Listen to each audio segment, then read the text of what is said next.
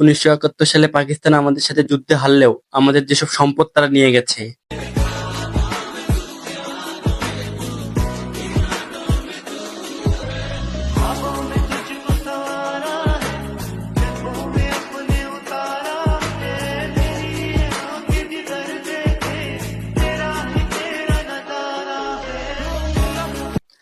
আর পোড়া কপাল আমাদের জন্য যেসব সম্পদ রেখে গেছে।